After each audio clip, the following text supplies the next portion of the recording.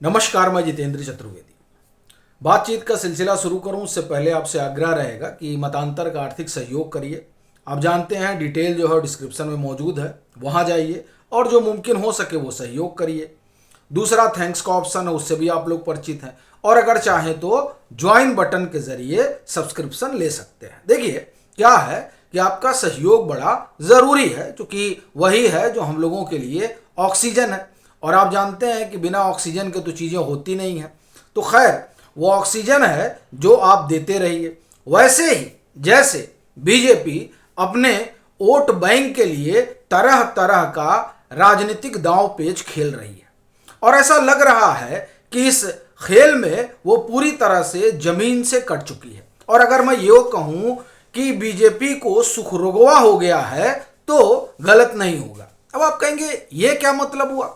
देखिए, कहने का मतलब यह है कि मालूम पड़ता है कि सरकार में बैठने के बाद बीजेपी को जो जमीनी हकीकत है वो मालूम नहीं है। अगर मालूम होता तो आप देखिए तमिलनाडु में क्या किया गया। तमिलनाडु में जिस तरह से एक वर्ग विशेष को टिकट से वंचित कर दिया गया वो अपने आप में बड़ी बात है।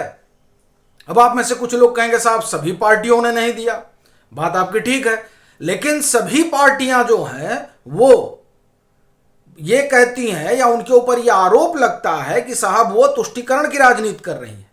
बीजेपी अपने आप को उन लोगों से अलग दिखाती है और रखती है। वो कहती है साहब कि हम तो बात करते हैं सबका साथ, सबका विकास और सबका विश्वास। तो ऐसी परिस्थिति में यह कैसे हो सकता है कि आप एक वर्ग को टिकट से सिर्फ इसलिए वंचित कर दें क्योंकि आपके सियासी गुणा भाग वाले मसले में वो तमिलनाडु में सटीक नहीं बैठता है? ये बात ऐसा नहीं है कि सिर्फ तमिलनाडु तक ही रह गई है, बाकायदे सोशल मीडिया पर दौड़ रही है। तमाम सारे न्यूज चैनलों ने और अखबारों ने इस खबर को प्रमुखता से उठाया है और उस पर देखिए, एक तो वैसे ही सामान्य वर्ग नाराज हो रखा है और उसके नाराजगी के कई कारण हैं, जिसमें जो सबसे बड़ा कारण है वो आरक्षण वाला मसला है। रिजर्वेशन जो है उन्हें परेशान कर रहा है और उनको लगता है कि जिस सरकार को हमने इस भरोसे के साथ चुना कि ये कम से कम इस आरक्षण पर कुठाराघात करेगी और वो इसे एक लॉजिकल इन तक ले जाएगी, यानी आरक्षण का जो क्राइटेरिया है, क्योंकि अभी तो आरक्षण जाति के आधार पे हो रहा है, तो जाति से इतर हटकर कोई और फार्मूला ये लोग निकालेंगे और उस फार्मूले के तहत जो रिजर्वेशन है उस पर काम करेंगे। लेकिन हो उसका उलट रहा है। जो पीछे से चला आ रहा है बीजेपी उसी को कैरी फॉरवर्ड कर रही है और ये बात उस वर्ग को परेशान कर रहा है जिस वर्ग ने बड़ी मजबूती के साथ बीजेपी का साथ निभाया। अभी आप देखिए, सोशल मीडिया पर गौर करिए। सोशल मीडिया पर हमने देखा कि ब्लैक एंड व्हाइट में अंजना ओम कश्यप ने कार्यक्रम किया था। सामान्य वर्ग किस तरह से जो है उसको लोन लेना पड़ा, 2016 से 2019 के बीच का उन्होंने आंकड़ा दिखाया कि तकरीबन 67% जो सामान्य वर्ग के बच्चे हैं उनको एजुकेशन लोन लेना पड़ा। फिर आप एक तरह से कहें कि आर्थिक रूप से जो उनकी स्थिति है उसको लेकर भी उन्होंने ब्लैक एंड व्हाइट में कार्यक्रम किया था। कार्यक्रम कब का है ये मुझे ठीक ठीक ख्याल नहीं है, हमने तो आज सोशल मीडिया पर देखा कि वो वीडियो तैर रहा है। इसी तरह से एक कार्यक्रम चित्रा त्रिपाठी ने किया था ब्राह्मणों को लेकर, वो कार्यक्रम इस समय सोशल मीडिया पर नजर आ रहा है। यह बता रहा है कि वो वर्ग जो विमर्श गढ़ने के लिए जाना जाता है वो दरअसल विमर्श गढ़ रहा है और ये विमर्श बीजेपी के लिए समस्या का सबब बन सकती है, क्योंकि यही वो वर्ग है जो अगर किसी बात से सबसे ज्यादा आहत रहा है तो आरक्षण है।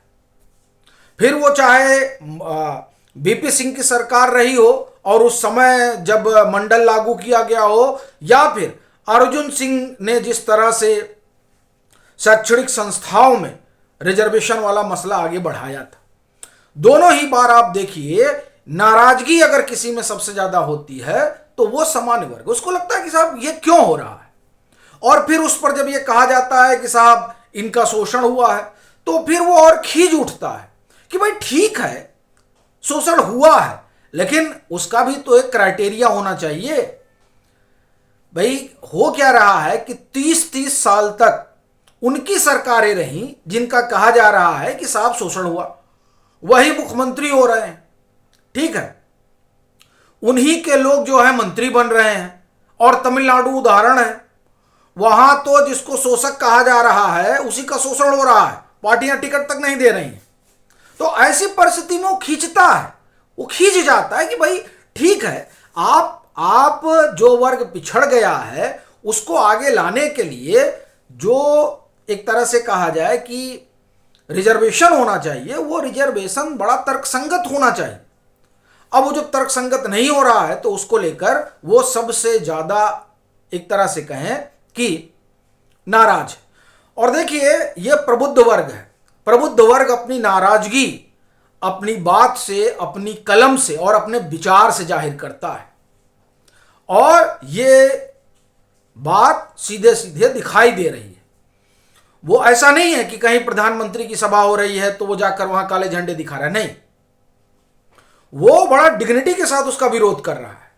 हाँ, जाएगा ही नहीं सभा में, नहीं जाएंगे सभा में, जाइए, ठीक है। उसके बाद में आप कुछ टिप्पणी करिएगा तो वो बता देगा कि आप गलत बोल रहे हैं। इस समय देखिए क्या स्थिति हो रखी है, कम्युनिटी नोट की बाढ़ आ गई है। फिर वो चाहे केंद्रीय गृह मंत्री अमित शाह हो, चाहे प्रधानमंत्री नरेंद्र मोदी हो, चाहे किरण रिजिजू हो, चाहे जेपी नड्डा हो, चाहे धर्मेंद्र प्रधान हो, लिख दीजिए आप लोग कुछ। और उसके बाद में जनता को लगे कि नहीं ये जो है सही नहीं बोल रहे हैं, तो आप देखिए वो वर्ग सीधे आकर बताने लगता है कि साहब आप झूठ बोल रहे हो। अभी देखिए जो ज्योतिबा फूले वाला मसला है उसमें यही तो हुआ। उसके पहले आप देखिए धर्मेंद्र प्रधान ने जो उड़ीसा में हुआ 21 से 50% आरक्षण, उस पर जो उन्होंने लिखा तो उस पर भी कम्युनिटी नोट लग गया। तो इस तरह से अगर आप देखें तो कम्युनिटी नोट ने एक बात तो बड़ी साफ कर दी है कि जो वर्ग ये मान रहा है कि साहब ये जो नीला रंग आ रहा है ये ठीक नहीं है, ठीक है, वो जो ये कह रहा है कि आप जो करना हो करिए, लेकिन सब तार्किक होना चाहिए और संविधान के दायरे में होना चाहिए, वो बाकायदे अपनी बात लिखकर, बोलकर और आपके तथ्यों को सुधार कर सामने लाकर रख रहा है। इसीलिए भाई अनायास थोड़ी कहा जाता है कि ये वर्ग जो है ये विमर्श बनाता है, विमर्श गढ़ता है। अभी आप देखिए विमर्श का क्या आलम है। मैं भी एक्स पर, आप लोग भी एक्टिव रहते हैं, मैं भी देख रहा था, अपना तो अकाउंट है छोटा मोटा, उस पर 200-400 फॉलोअर हैं, लेकिन वहां जो चल रहा है वो बताता है कि ये वर्ग किस तरह से तमाम घटनाओं को देख रहा है। प्रधानमंत्री नरेंद्र मोदी का 2014 से और 2025 तक, आप 26 भी जोड़ लीजिए उसमें जोड़ना चाहें तो, जो कुछ उन्होंने कहा है वो जहां कॉन्ट्राडिक्टी हो रहा है वो वीडियो काट के लगा दिया गया है और कहा जा रहा है देखिए 2014 में क्या बोला था इन्होंने, फिर इन्होंने क्या बोला और अब क्या बोला है इन्होंने। जैसे रुपए वाला सबसे ज्यादा जो है वो ट्रेंड किया, जिसमें पीएम ने कहा था कि साहब ऐसे कैसे रुपया गिर सकता है। तो ये हुआ कि नहीं साहब भाई अंतर्राष्ट्रीय दबाव भी होता है कई जगह, तो वो भी चल रहा है कि तब प्रधानमंत्री ने कहा था, तब उस समय गुजरात के मुख्यमंत्री हुआ करते थे, उन्होंने कहा था कि साहब 125 करोड़ देशवासियों का ये देश ये कैसे झुक सकता है। अब ये तमाम सारी चीजें जो है वो सोशल मीडिया पर दौड़ रही हैं और जो ये सोशल मीडिया पर दौड़ रही हैं वो कुछ और नहीं कर रही हैं, बस एक काम कर रही हैं, एक नैरेटिव खड़ा कर रही हैं, एक विमर्श गढ़ रही हैं जो जाहिर तौर पर प्रधानमंत्री नरेंद्र मोदी और बीजेपी के पक्ष में तो नहीं है। और इसी बीच जिस तरह से मधु किश्वर हमलावर है, देखिए मधु किश्वर का बोलना बड़ी बात है। ये मैं क्यों कह रहा हूं, ये मैं इसलिए कह रहा हूं क्योंकि मधु किश्वर राइट विंगर ही मानी जाती है। अब अगर वो लिख और बोल रही हैं जिस तरीके से, तो ये लिखना और बोलना ये बताता है कि बीजेपी और संघ के अंदर भी बहुत कुछ चल रहा है, घट रहा है। और क्या ये माना जाए कि अब संघ और भाजपा में भी एक वर्ग है जो करवट लेने के मूड में आ गया है। क्योंकि क्या होता है ना, विद इन पार्टी बहुत कुछ चलता है, तो क्या विद इन पार्टी कुछ कुछ चल रहा है? ये सवाल मैं इसलिए उठा रहा हूं क्योंकि जिस तरीके से पहले स्वामी बोल रहे थे, तो स्वामी ने तो कहा भी था कि हमने सब लोगों को बताया तो कोई कुछ किया ही नहीं। मतलब उन्होंने कहा कि हमने संघ भाजपा में बोला था। अभी जो है मधु किशोर ने बाकायदे आप एक तरह से कहें कि झंडा अपने हाथ में ले लिया है और वो गंभीर आरोप लगा रही हैं। कहना अपना यह है कि आखिर में जो कुछ भी हो, वो आरोप लगाना ठीक है, वो लगा रही हैं, उस बाबत उनकी आलोचना हो रही है, कई लोग उसको नकार रहे हैं। अपना कहना यह है कि जो कुछ भी चल रहा है उसमें सबसे बड़ी बात यह हो रही है कि विमर्श बन रहा है। यह बीजेपी विमर्श बनाने के लिए जानी जाती है और अभी अपने आप एक तरह से कहें कि विमर्श में पिछड़ रही है। क्यों पिछड़ रही है? ऐसा लगता है कि उस पिछड़ने का कारण एक ही है, बीजेपी जमीन से कट गई है। जो लीडरशिप है, जिसके पास माना जाता था कि साहब उनके पास फीडबैक के कई सारे मैकेनिज्म है, लग रहा है सारा मैकेनिज्म ध्वस्त हो गया है। अभी देखिए, पीएम ने नारी शक्ति बंधन अधिनियम पे एक लंबा चौड़ा जो है उन्होंने लेख लिखा, हिंदी में भी है और अंग्रेजी में भी है। आप देखिए अंग्रेजी में जो उनका लेख है उसको अभी तक आप देखिए कि तकरीबन 7.5 लाख लोगों ने देख लिया है और टिप्पणी कितनी है? महज 661।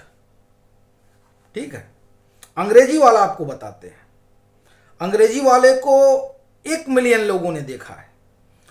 उस पर जो टिप्पणी है वो 11,000 के आसपास, माफ करिएगा 1,000 के आसपास टिप्पणी है। आप बने जो पीएम ने साझा किया है उस पोस्ट पर टिप्पणी, अब आप जरा जाकर वो टिप्पणी पढ़िएगा। उस टिप्पणी में सिर्फ और सिर्फ बीजेपी की, पीएम की घेराबंदी हुई है। उनसे सवाल पूछे जा रहे हैं, ऐसा नहीं कि सारे वही हैं कि सवाल ही पूछे जा रहे हैं। अपना कहना यह है कि अगर 10 लाख लोग देख रहे हैं, 1 मिलियन जो अंग्रेजी वाला है, कुछ देर में हिंदी वाला भी 1 मिलियन पहुंच जाएगा। लेकिन इस पर जो कमेंट आया है वो कमेंट बता रहा है कि बीजेपी और पीएम को लेकर किस तरह की रायशुमारी लोगों में चल रही है। यह अपने आप में बहुत बड़ा पोल है, यह अपने आप में बहुत बड़ा, आप एक तरह से कहें कि संकेत और संदेश है कि बीजेपी को लेकर क्या चल रहा है। और ये मानकर चलिए अगर यही हाल रहा, इसमें कोई सुधार नहीं हुआ, तो बीजेपी फिर यह मानकर चले कि उनके लिए सियासत का सबसे कठिन दौर शुरू हो चुका है। बाकी आप लोगों की क्या राय है, जरूर साझा करिएगा।